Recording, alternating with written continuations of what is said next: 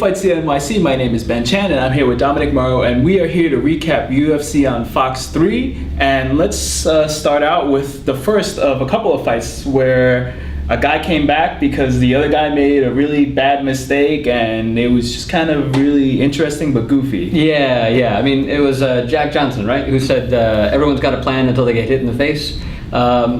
That definitely happened to Pat Barry. I mean, the game plan was working pretty well. He threw a ton of leg kicks. As Johnson sort of plodded forward and really did a good job of moving, creating angles. I thought he did a great job for most of the first round, and even landed a takedown, which Johnson was unprepared for. I think Pat Barry actually showed much better grappling skills than LeVar Johnson, which that's a weird sentence on so many levels. Pat Barry showed much better grappling than. That's just not how sentences are supposed to start. And then he let LeVar Johnson stand up. Yeah. He didn't really know how to finish the Americana. I don't know if he's just not strong enough. He didn't have enough leverage. An Americana is tricky because you need to get the arm as close to the torso as possible before you start torquing it. I mean, when it's out here, there's a lot more leverage.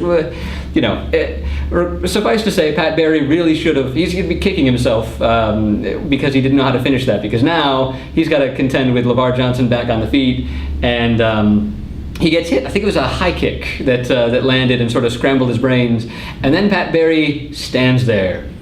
He just freezes in front of LeVar Johnson, and LeVar throws something like 30 unanswered punches. I thought Barry was trying to do a rope-a-dope. Yeah, right, but there's no ropes. There's no rope. It's a cage. It's chain links. There's no ropes. Pat, you gotta believe me. The rope-a-dope doesn't work. With 4-ounce gloves, you can't do this and block anything. And so Pat Barry just gets slowly beaten to the mat by this really powerful striking, and measured, too. I mean, LeVar didn't go nuts. He didn't punch himself out. He just stood in this perfect range, just far enough from that Pat couldn't go unclinched. Not that he even really tried. Do some nice uppercuts in the center of the guard. Oh yeah, no, I mean LeVar, he knew what he was doing. He did a great job picking Barry apart, but Barry didn't move. He didn't move. He didn't no head movement, no foot movement. So, I look forward to seeing Pat come back. He's now 4-5 in the UFC, but he's never in a boring fight. So I don't see any chances that he gets that he gets kicked out for losing such a spectacularly stupid fight. But we'll see LeVar fight someone else who might know how to finish that Americana. Right, and then we moved to another upset. We had Alan Belcher TKOing Rousimar Palhares in the first round. Yeah, I said before the fight that if Alan Belcher could keep the fight standing, he's got way better striking than Rousimar Palhares, and he could really just either win on points or I thought he could finish the fight. He's got a lot of power, which he showed, but the fight went to the ground. Palhares landed a takedown, I think it's something like the first minute. Belcher didn't really have a lot of time to get his stand-up going. Palhares gets the takedown. You think that's it. I mean, I thought that was it. I thought that Belcher would just get leg locked, and his leg would become a trophy on Palhares' mantle back in Brazil. But Belcher was the one who started attacking with submissions first. Weird ones too, like the twister, the banana split, it turned him into a pretzel. Crazy ones, yeah. I mean, he had Palhares all over the place. Palhares, of course, he's a black belt in Brazilian Jiu-Jitsu. He didn't panic. He was cool as a cucumber. And so it was only a matter of time before Palhares went on the attack with his submission game. But Belcher weathered it. I mean, that is the only place where Rousimar Palhares is dangerous, when he's got his hands around your legs. And he's more dangerous than anybody else in the division, maybe the UFC, when he's got his hands on your legs, and Belcher fought him off. Belcher fought him off like a champ. When he spun out of that heel hook and started laying down the ground and pound, I mean, that's astonishing. Palhares, he's got a problem with facing adversity. He doesn't have a lot of heart. He crumples a little bit, but that just broke him. I mean, he didn't even try to get back up. Palhares kind of pulled a Pat Barry, like a reclining Pat Barry, just sort of resigned himself to his fate and didn't, move, didn't try to get up, didn't even go for the leg, which is right there. No, he just laid there like a dead fish. It reminds me of an ex-girlfriend of mine. Actually, yeah. But okay. So Belcher. I don't think that Belcher would have got caught by that sort of leg lock, but at least it would focus Belcher's attention away from the general face area of Palhares. But not getting hit in the face is a good strategy. I mean, I think that's one of the best. And Palhares just sort of froze, and Belcher, with a crazy comeback, you figure that Rousimar Palhares has a hold of your leg, and that's it. But Man, I'm really impressed with Alan Melcher. And then next up, well, we had a fight that wasn't as impressive. No. Two guys, Johnny Hendricks winning a split decision over Josh Koscheck. Yeah, these guys, they're both they're really mirror images of each other. I mean, they're both just outside the top tier of welterweight fighters. They're both really good wrestlers, really strong strikers, with a lot of power in their hands, but not an awful lot of technique with which to apply the hand to the face. And this fight actually was really close. I mean, it was a split decision, 29-28, either way. I really can't imagine how the fight gets any closer unless one of the judges scores it a draw or something. But, Hendricks has really terrible striking, really sloppy striking, really, I mean, at one point he's throwing a haymaker with his other hand like way behind his back. I mean, it's not even close to his chin, but it landed. The punch landed. Like Koscheck, it's all right to be a one-handed haymaker throwing puncher, as long as you can defend yourself from other guys with technique just as bad as yours. Like, just look in the mirror when you punch and learn how to dodge that punch. I guess the eye pokes weren't working. No, Koscheck, I don't think he's doing that on accident. He's got a nasty habit of poking every dude he fights in the eye. I mean, every dude. And he jumps right on the guys after he pokes him in the eye, too. Like, he knows he's doing it. I want Koscheck to fight the tickler. The tickler. When we find a guy that tickles his way out of submission. So I don't think tickling's as dirty as eye poking, though. But whoever Koscheck's going to fight, it's going to be soon. He really wanted another fight, as soon as possible. I saw him on the UFC primetime countdown fuel extravaganza, whatever. He's got a really nice house, so I understand exactly why he wants to fight again. But Hendricks doesn't want to fight soon. He wants to bide his time. Yeah, Hendricks, he's got himself a title shot lined up, and he does not want to Anthony Pettis himself out of this. He's no tune-up fights. He's just going to wait for GSP to finish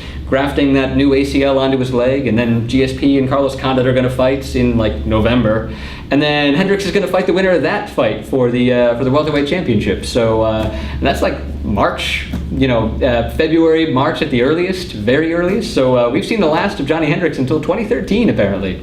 Guy's going to take his time getting his title shot. So we'll happy trails. We'll see you in a year. And as for Koscheck, that just solid gatekeeping, man. That is some solid gatekeeping. Okay, now we move on to two guys who hopefully we see very soon. Yes.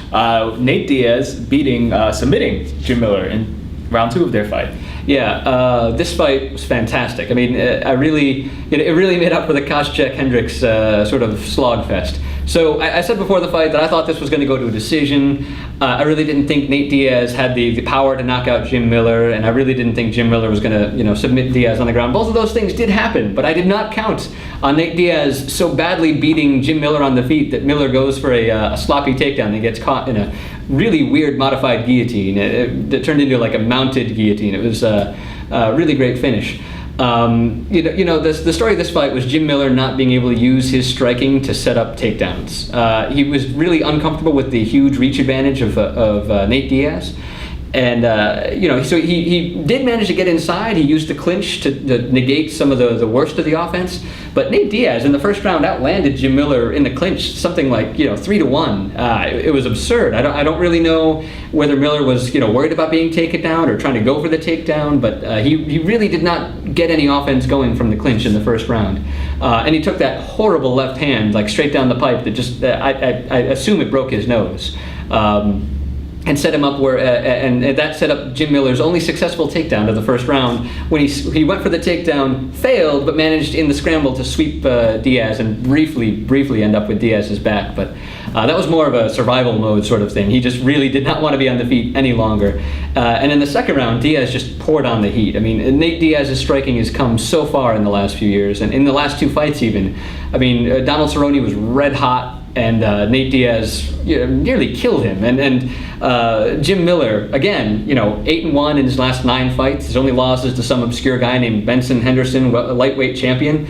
And Nate Diaz just walks right through him on the feet. I mean, Nate Diaz was eating leg kicks and just, slapping his face, yelling, "Come on, come on!" That is not the desired effect from kicking a dude in the face. It's having him, egg you on. Hit me again. So that's just super demoralizing for a guy fighting one of the Diaz brothers. You're going to get beat down on the feet and you're also going to get taunted to hell as your face turns into hamburger. So Nate Diaz now, he's got a title shot, but the log jam in the lightweight division is even worse than the one in the welterweight division. You know, Frankie Edgar, Benson Henderson, they're rematching soon, I think. And then what's his face, Anthony Pettis, then he's next in line. But after that fight, Nate Diaz, and I can't wait for Nate Diaz to fight any three of those guys, because those would be just three fantastic fights. So a lot of good fights to look forward to in the lightweight division, but none of them involve Nate Diaz for the near term. Too bad. Well, one piece of boxing news, excuse me, Yes, just because we please. taped the boxing episode yesterday. One piece of boxing news that happened today, and actually, shades of MMA, because you guys had Alistair Overeem getting nabbed for steroids, Yes. testosterone. And boxing has its own story now of guys getting nabbed for testosterone. Lamont Peterson was supposed to fight Amir Khan on May 19th. It was going to be a good fight. It was a fight that everybody was looking forward to. It was a rematch because Lamont Peterson beat Amir Khan on December 10th of last year to get the title from him.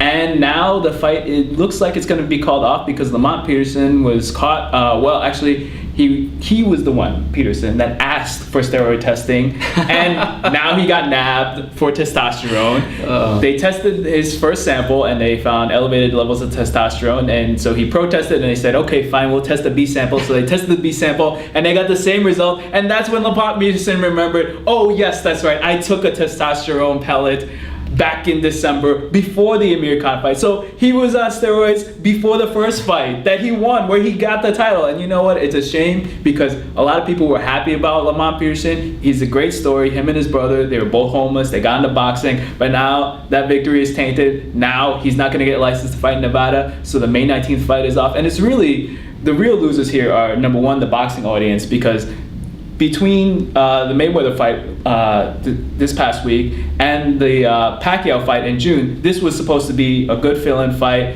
It was a big fight that people were looking forward to. It's not going to happen now. And also, all the other fighters that were on that card that aren't going to get paychecks anymore, because now that card is off, because they're not going to, I don't think that they're going to have another guy just come in less than 2 weeks notice to fight Amir Khan, who's a really good fighter. And we don't get to see Amir Khan in action, which is a shame because he is a good fighter. So is Lamont Peterson when he's not on steroids, I guess. Or maybe he was a better fighter because he was on the testosterone. I don't know, but it's a shame. You know, what can I say? This is really disappointing, but it is what it is. Thanks for tuning in to FCNYC. Thank you, Dominic, and we'll see you soon.